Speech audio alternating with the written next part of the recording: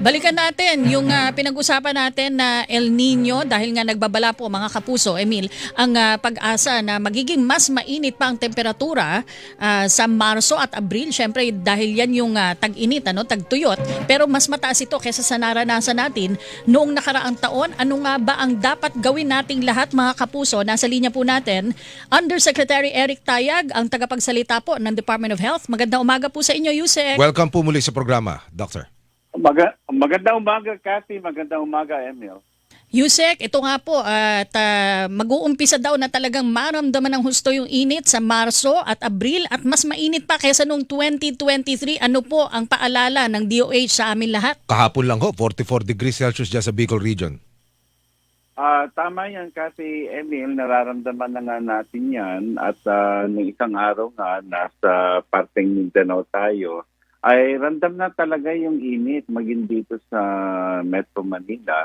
Kaya nga, ang payo ng Kagawaran ng Kalusugan, lalo na sa mga matatanda, senior citizen, ay mag-ingat po sapagkat maaring sa pagbilad nila sa araw ay ito ay mauwi sa heat stroke. So isa po yun. Subalit, gusto rin paalala ng Kagawaran ng Kalusugan habang naghahanda tayo, base sa aming El Nino Summit, ang mga sakit na binabantayan namin, Kathy, Emil, ay yung dengue. Sapagkat nagkaroon tayo ng karanasan noong 1998, ng El Nino, na nagkaroon tayo ng dengue outbreak. Ito ay dahil sa tagtuyot, wala mapagkunan ng tubig, nag-iimbak yung mga tao sa mga naapektuhang lugar.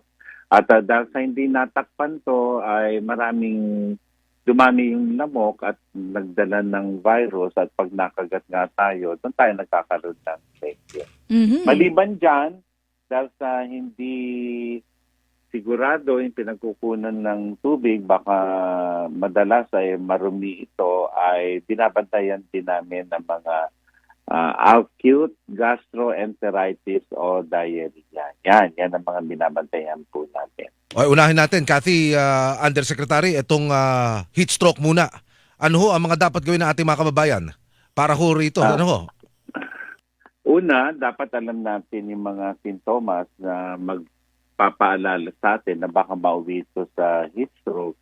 Unang-una ay maaari po tayong mamula, yung balat po natin. Yung iba naman ay parang biglang napapagod o kaya nagkakaroon ng cramp.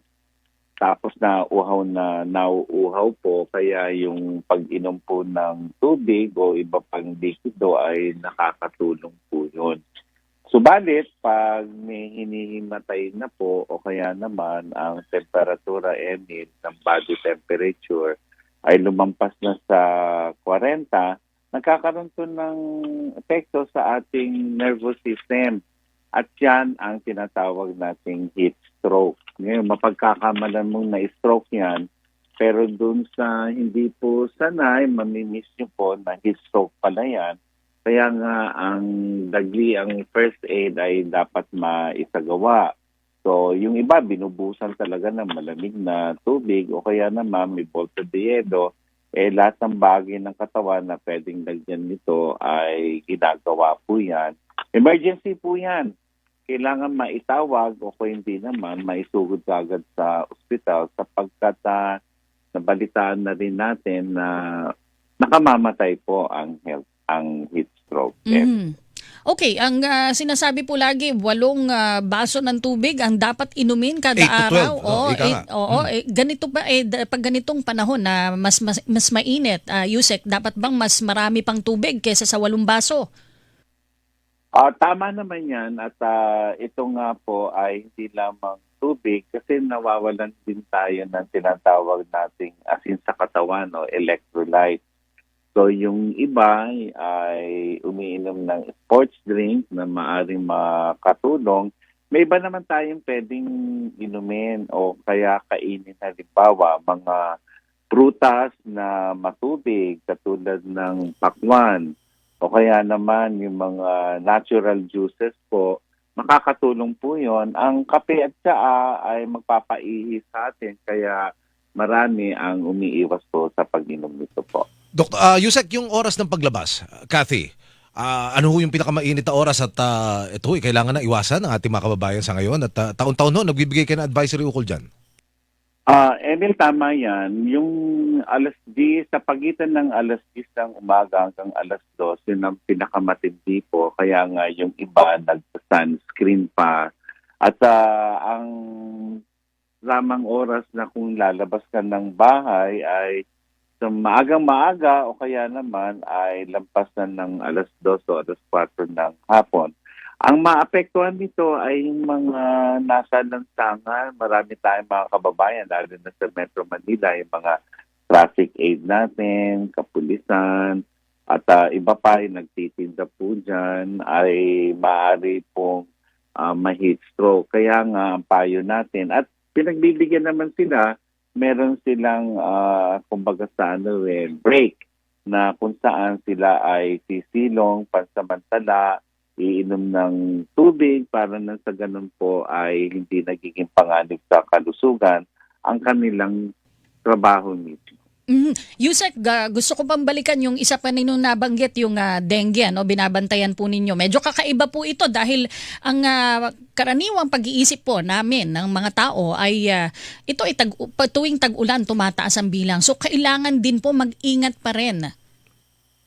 Tama yan kasi sapagkat bagamat ang dengue sa ating bansa ay tumataas sa mga buwan na tag-ulan, ay ang El Nino, at nakita na natin yan noong 1998, sinabi ko nga, ay maaari din magbigay sa atin ng pagtaas ng dengue, lalong-lalo na sa mga apektadong lugar na sinabi ko nga at nag-i-impact ng tubig at hindi ito na takpan.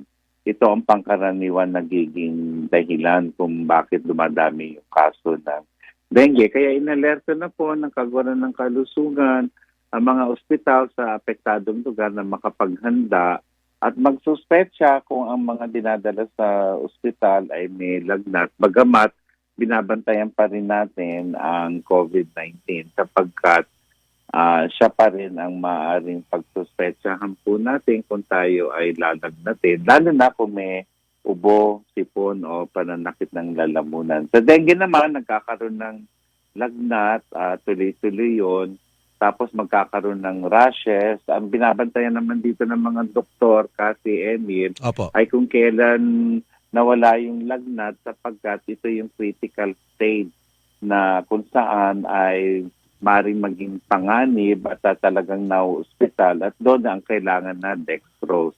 Okay. Marami nagtatanong sa amin na kung may suspetsa anong pwedeng gawin. Maliban sa paracetamol, pababain yung lagnat, maaaring na kung uminom ng Orisol, yung oral rehydration solution.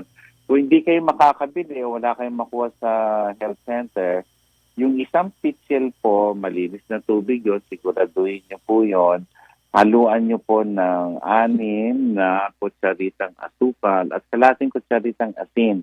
Unti-unti pa iinom niyo po yon para yung nawalang tubig sa katawan na hindi naman sa nilalabas sa katawan yun, sa dengue, nasisequester kasi po yun, pansamantala makakatulog po yun kasi Opo, Yusek, kayo ho nagbibigay ng paalala sa DepEd palagi sa mga eskwelahan, yung 5S strategy, ano ho?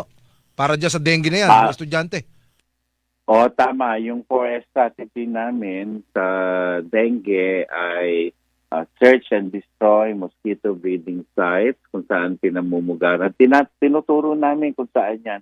Kaya lang sa ngayon po, ang pagsususpetsa po natin ay doon sa mga lalagyan ng tubig na doon tayo nag-i-imbak. Tandaan po natin yung Aedes aegypti ay diyan po dumadapo sa malinis na tubig, hindi po sa impornal.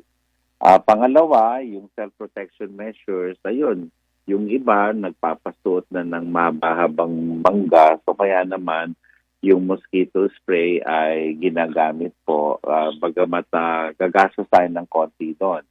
Pangatlo naman, seek early consultation, lalo na yung mga binanggit kong minapansin kayong lagnat, rashes, o kaya naman pagdugo ng bilagid o ilong, magsususpecha na po kayo nyo. May pan-testing po tayo, nakukumpirma yan. At pang-apat ho, dahil sa baka maabuso natin ang spraying, ay say no to indiscriminate fogging. Ibig sabihin ay kailangan pinaplano po ito ng pamahalang lokal kung sakaling gusto po nilang magsagawa ng spraying. Lalo na sa mga paaralan kung ito po ay isasagawa. Mhm. Okay, ito naman pong sunod na nabanggit nyo, yung binabantayan gastroenteritis. Ito po yung pagdudumi.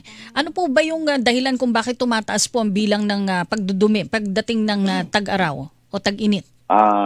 Unang-una, dahil sa kakapusan ng supply ay maghahanap ng didiskarte po kung saan makakakuha ng tubig. Pagka minsan nagkakamali at kontaminadong tubig ang nakukuha po. Kaya nga yung mga ospital kasama sa plano namin ng El Nino Summit na siguraduhin na may sapat na imbak ng tubig at pati mga generator sapagkat kung mawawalan po ng kuryente, maaaring maapektuhan po yung supply nila ng tubig. Kasama mo sa pagpaplano ng mga pamahalang lokal ang isang sitwasyon na kung saan ay talagang wala nang magamit na malinis na tubig, ay siguraduhin na meron tayong mga mapaggagalingan po ng malinis na tubig. Para na sa ganon, ito ay sapat.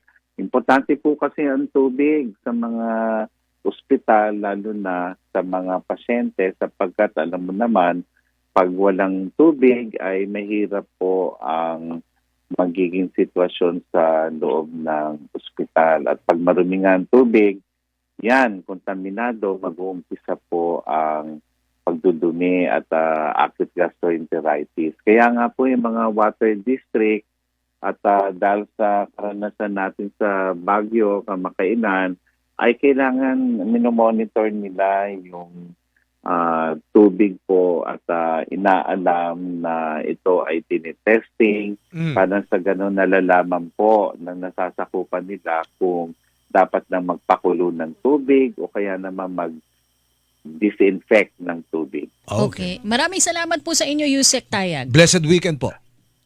Magandang umaga po at blessed weekend po sa inyo po. Maraming salamat.